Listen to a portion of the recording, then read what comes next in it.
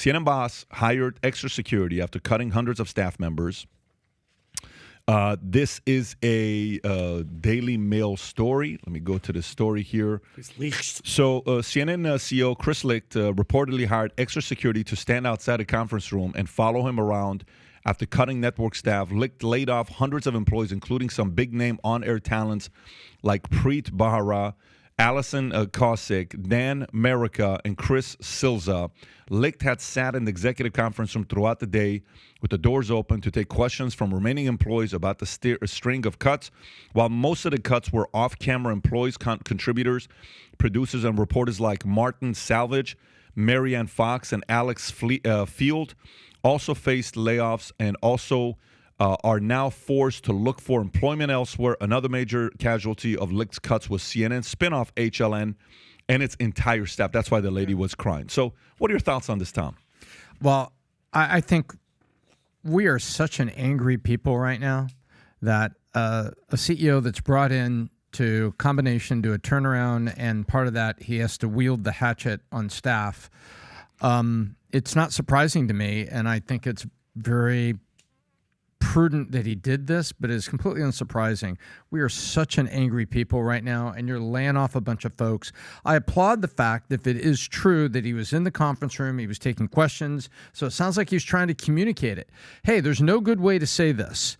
We are not getting good advertiser response. This was not done out of pettiness. This was not done out of preference. This was done out of a lack of profit, and there's no money to pay these people. So he had to make changes, including some large contracts that apparently people that weren't pulling viewership. So I look at it and say, you may not like what it looks like, America, but this was a business decision. And if it is true, I applaud that he at least tried to have a dialogue with people. But the fact we are so angry and we are so on edge. You know, he had to get security, and I understand that. You know what's interesting about this? This happens. Every large organization goes through this. But you know what happened with Twitter? When Twitter laid off 3,500 people, it was cover story everywhere. He's a terrible man. But when CNN does it, it's a different story, right? Think about how they have to spin the way they're letting people go versus how when Twitter story, every other second they were talking about Elon Musk, let's go 3,500 people. Elon Musk, let's go 3,500 people. And then you're doing this. FYI, John Malone, I think you said you want to go back to journalistic integrity. You said that, okay? These are your words. You said you want to take CNN back to real. By the way, is there audio cut up? Do you hear my audio? Mine was a little bit. Yeah. I think you guys are good. Mine, something's happening with mine. You just if the audience is not hearing anything going on my audio, then it's just my mic. It's fine, but I hear something going on with my mic. But if you're talking about you really want to do that to CNN and you're really committed to it, can I ask you why you haven't yet covered this Twitter story? There has to be conference calls with leaders at the top. Or are you like when the stories at Twitter, the story didn't come up to Jack Dorsey because maybe he wasn't involved during those times. Maybe he was off-site. And you don't think the Twitter story needs to be told by your people? What do you think? You think the fake news label that CNN got is gradually going away? Or you think you're increasing it by actually not talking about what was just released this past Saturday by Twitter? Documentation, not opinions, screenshots of email exchange. There is nothing more real than an email coming from a person telling you what they're asking somebody of an organization like Twitter to do. And you still haven't covered it. So guess what? CNN, you are still fake news. And until you're willing to do your part, competing on both sides, doing journalism on both sides, unfortunately, until that changes, CNN is still fake news till today. Hopefully they'll do something about it because we need competition in media. I told this thing about how all of us here use an iPhone. Okay, does anybody not use an iPhone? Rob? Tell us you don't use an iPhone. Your iPhone. This is terrible news, by the way, that everybody uses iPhones. We need competition in media so people are watching everybody. We need it everywhere. This doesn't benefit if CNN is not doing journalism anymore. It does not benefit it. So, when I see a stat like this, one, criticism. If you criticize others for getting laid off and you just did it yourself, it's kind of painful. Yeah. Number two, if you really say you want to turn things around, well, maybe you start kind of talking about some real stuff instead of just fake, constant. I wondered, Pat, his security, were they armed? Because, people at CNN are probably like, not anti-Second Amendment, but ain't nobody there got a gun. So they were just a bunch of buff guys walking around like, we got you. Because this guy, John Malone is who compared to Chris Licht? Chris Licht is the new CEO, and John Malone is... John Malone's the billionaire. Yeah. John Malone. Chris Licht is the CEO. He's the new Ted Turner? Ted Turner's a founder, but he's the new guy that owns and runs the company. Since you're an odds guy, what percentage of CNN do you think of what they disseminate is fake news? What percentage what they disseminate is fake news? Right, because it's not 100% and it's not 0%. So of course, and same thing for Fox. For everyone. Of course just, not. As an odds guy. Yeah, I don't know the exact number. I'm not going to sit here and tell you it's fake news or it's not. I guess what I would say is more lack of doing your job. Biased.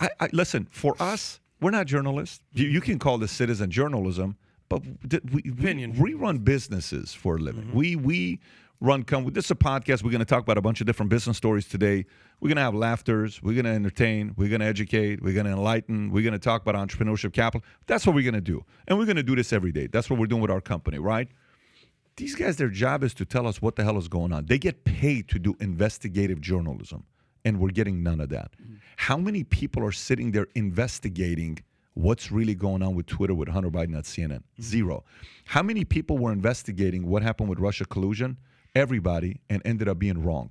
Do you realize how pathetic an organization looks when they do that? Credibility of CNN. Look at this. This is Statista. This is not anybody else. Zoom in a little bit if you could. Zoom in a little bit. Okay.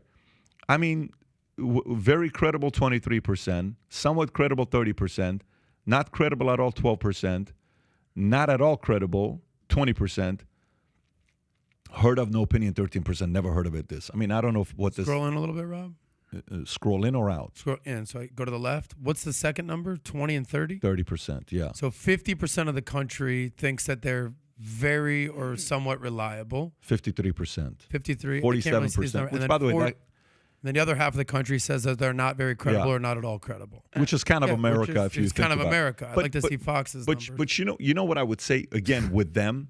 If you go and you investigate Russia and you told us, we're not the experts, that's what happened and it was all fake, you're criminals. You're criminals.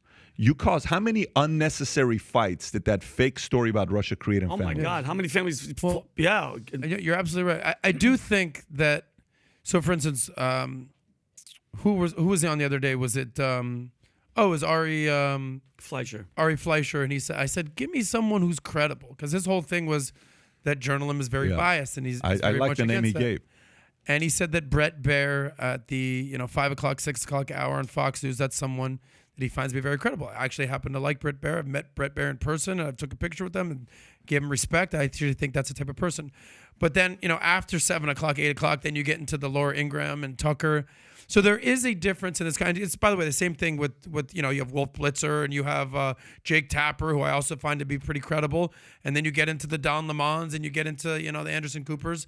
So there is a major difference between newsmen, newscasters, even journalists to that regard, and opinion journalists. And I think there's like this conflated sense of like, well, it's on CNN, so it's all intertwined, or it's all Fox. What's my point is that I think on certain shows, opinion shows, there should be sort of a disclaimer that this is Don Lemon's opinion. I agree. This is Tucker Carlson's opinion, versus someone like Brett Baer or someone like Shepard Smith or someone like Jake Tapper, where it's like, this is the news.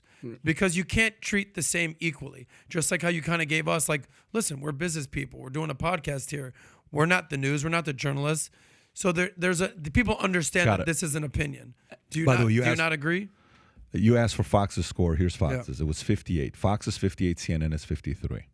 That's saying what? I can't see so good. No. You asked for the question. The very credible and the somewhat credible Fox is 58. CNN was 53. So Fox has got CNN beat by 5%. So America trusts Fox News more than they trust CNN. By 5%. That's a big percent. That's 10% more. That's not a small percentage you're talking about when it comes down to percentages. I give them, I would respect them more if they just had whoever's in charge now, just to be like, hey guys, look right in the camera and be like, we fucked up. We're sorry. It'll never we'll try to be better. Yeah. What I'm saying is then people might kind of chip because, like you say, Adam, it's not objective journalism. They're political activists. And I get it. I'm pretty sure the DNC gives money to CNN, right? And the Republican Party hooks up Fox. But why is the Fox winning? Why are they killing? Why is Tucker Carlson number one and killing it? Is it just that many more Republicans out there? So with all the craziness taking place, I believe future looks bright. If you believe future looks bright, get your latest Future Looks Bright hat of Valuetainment. It says Future Looks Bright here, Future Looks Bright here. We got them in white, we got them in black, we got them in red. Our black on black sold out. These are about to sell out. If you haven't ordered one yet, we had a person in Michigan, bought one, then he bought three. Then when those 3 people weren't in the office, they had to order 58 of them because people wanted the Future Looks Bright hat, especially during times like this, because ain't nobody saying Future Looks Bright. To order your Future Looks Bright hat, click over here. And to watch the entire podcast, click here. Take care, everybody.